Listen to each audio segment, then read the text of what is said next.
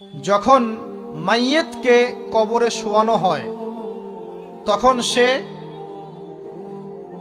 তাকে দাফন করে যাওয়া ব্যক্তিদের হাঁটার খসখস আওয়াজ শুনতে পায়। এরপরে তাকে যখন শুইয়ে দেওয়া হয়, সে যদি মুমিন ব্যক্তি হয় তাহলে তার মাথার দিকে তার সলাত এসে দাঁড়িয়ে যায়। দুনিয়াতে আপনি যে নামাজগুলো পড়েছেন, আমি যে নামাজগুলো পড়ছি, এগুলো মাথার দিকে দাঁড়িয়ে যায়। ডান দিকে চলে আসে তার সওম, সওম মানে কি? রোজা। বাম দিকে চলে আসে যাকাত, যাকাত মানে কি? যাকাতের সাথে তো আমরা পরিচিত নই। আমরা ওই যে রাস্তাঘাটে যে দান খয়রাতগুলো ওঠানো হয় এগুলোর সাথে খুব পরিচিত, তাই না? তারপরে পায়ের দিকে চলে আসবে তার আত্মীয়তার সম্পর্ক রক্ষার ইবাদত, তার এই যে অন্যান্য দান সদকা, তার নফল আমল, তার তাসবিহ তাহলিল, তার কোরআন তেলাওয়াত ইত্যাদি পায়ের দিকে চলে আসবে। এখানে একটা হাদিস এসেছে, সূরাতুল মুলক যে ব্যক্তি রাতের বেলা তেলাওয়াত করবে, কোন সূরা ভাই? তাবারাকাল্লাযী বিয়াদিহিল মুলক ওয়া হুয়া আলা কুল্লি শাইইন কাদির। এই সূরা যে ব্যক্তি রাতের বেলা করে তেলাওয়াত করবে, ইনশাআল্লাহ সূরা মুলকও কবরে তার সাথে থাকবে এবং কবর আযাব থেকে সূরা মুলক তাকে বাঁচাবে ইনশাআল্লাহ। আমি বুঝাচ্ছি যে কি অবস্থাটা হবে। এবার দুজন ফেরেশতা মাথার দিক থেকে আসবেন, আসতে চাইবেন, সালাত বলবে এখান দিয়ে আসা যাবে না, এদিক দিয়ে আসা যাবে না। ডান দিক দিয়ে আসতে চাইবেন, এদিক দিয়ে আসা যাবে না। বাম দিক দিয়ে আসতে চাইবেন, যাকাত বলবে এদিক দিয়ে আসা যাবে না। পায়ের দিক দিয়ে আসতে চাইবেন, আমলগুলো বলবে এদিক দিয়ে আসা যাবে না। তখন যাই হোক, তারা আসবেন। এটা কথা কি? এটা কথাটা হচ্ছে যে সলাতের গুরুত্ব, মানে সে সলাত আদায় করেছে, সে আমার হক আদায় করেছে, আমি তার পক্ষে আছি, এটা পক্ষে বোঝাচ্ছে। রোজা বলবে আমি ওর পক্ষে আছি, তাকে আপনি কোনো শাস্তি দিবেন না, আমি তার পক্ষে আছি। আপনারা দুজন তাকে শাস্তি দিবেন না, আমি যাকাত তার পক্ষে আছি, এটা পক্ষে থাকার কথা। তারপরেও তারা আসবেন, চোখগুলো হবে নীল এবং কালো বর্ণ, নীলাপ চোখের, কালো। মুনকার নাকি? উঠে বসিয়ে দেওয়া হবে। এবার তিনটা প্রশ্ন।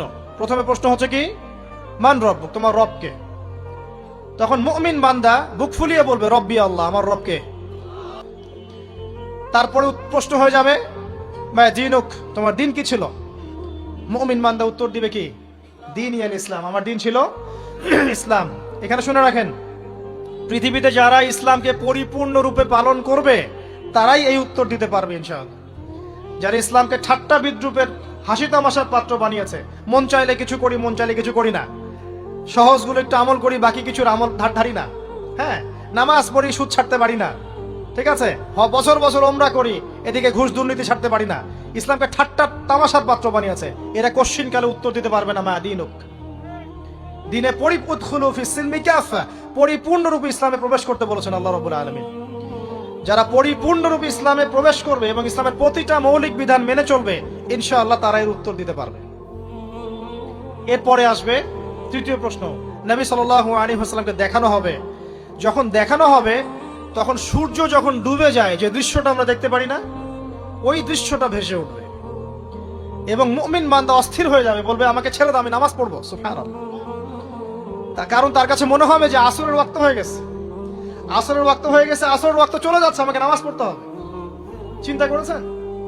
ওই যে একটা হাদিস আছে না, যে 7 শ্রেণীর মানুষকে আল্লাহ রাব্বুল আলামিন আরশের ছায়া দিবেন।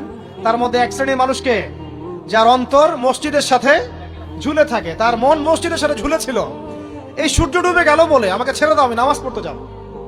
তখন ফেরেশতারা বলবেন তোমাকে নামাজ পড়তে দেয়া হবে, তবে তার আগে তুমি এর উত্তর দাও।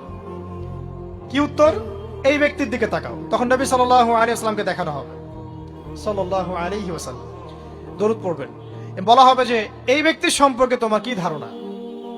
মান হাযা রাজুলু বুইসা ফীকুম, এই ব্যক্তি কে, যাকে তোমাদের কাছে পাঠানো হয়েছিল? মুমিন ব্যক্তি নির্দ্বিধায় বলে দিবে যে তিনি হচ্ছেন আমার নবী মুহাম্মদুর রাসূলুল্লাহ সাল্লাল্লাহু আলাইহি ওয়াসাল্লাম। দেখুন, পৃথিবীতে যে বা যারাই নবী সাল্লাল্লাহু আলাইহি ওয়াসাল্লামের সুন্নতের উপর আমল করবে, ইনশাআল্লাহ সে তার উত্তর দিতে পারবে।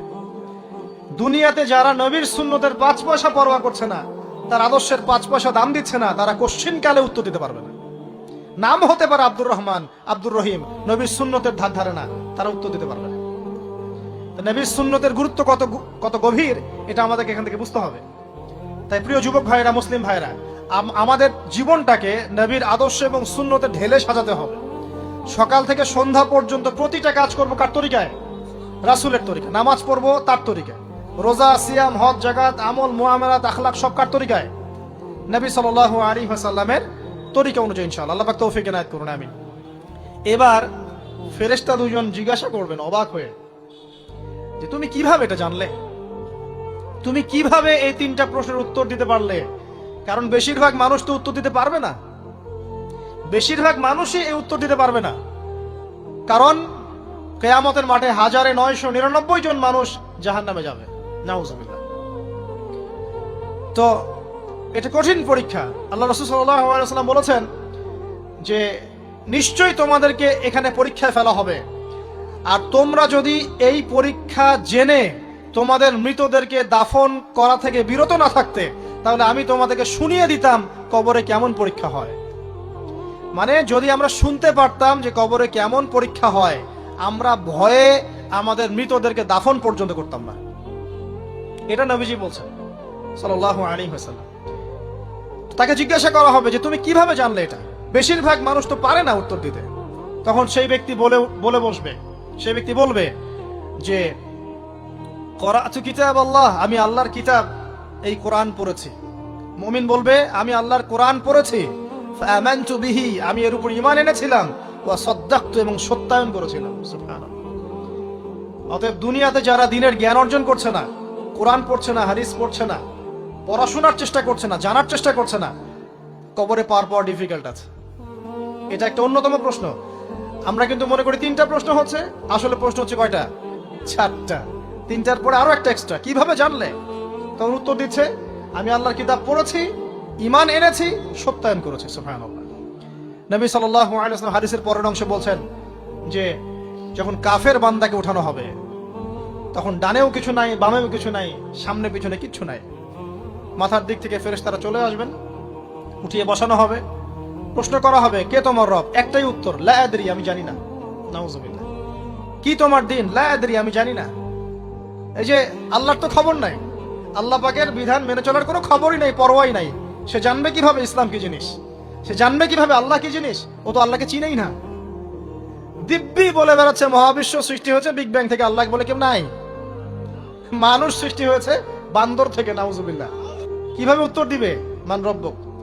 3 নাম্বার প্রশ্ন যখন করা হবে, এই ব্যক্তিকে দেখো দেখি, সে বলবে যে আমি জানি না এই ব্যক্তিকে, তবে শুনেছিলাম, মানুষের মুখে শুনেছিলাম, মানুষ যা বলতো আমি তাই বলতাম।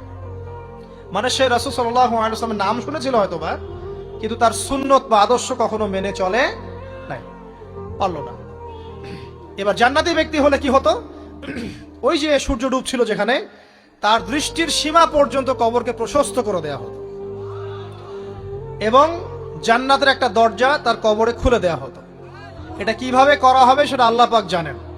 এটার ব্যাখ্যা করার জ্ঞান আল্লাহ আমাদেরকে দেন নাই। যেই মানুষের ক্ষুদ্র জ্ঞানে মানুষ ব্যাকটেরিয়া, ভাইরাস নিয়ে গবেষণা করতে হিমশিম খেয়ে যায়, সে মহাবিশ্বের স্রষ্টা নিয়ে কিভাবে গবেষণা করবে? আল্লাহ পাকের অসীম জ্ঞানের সামনে আমার জ্ঞান কি? খুবই ক্ষুদ্র। এটা হাদিসে এসেছে বুখারী শরীফের মধ্যে, যে একটা মহাসমুদ্রের মধ্যে যদি একটা পাখি 1 ফোঁটা পানি উঠিয়ে নিয়ে যায়, ওই 1 ফোঁটা পানি হচ্ছে মহাবিশ্বের জ্ঞান, আর বাকি পুরো মহাসাগর হচ্ছে আল্লাহ পাকের জ্ঞান।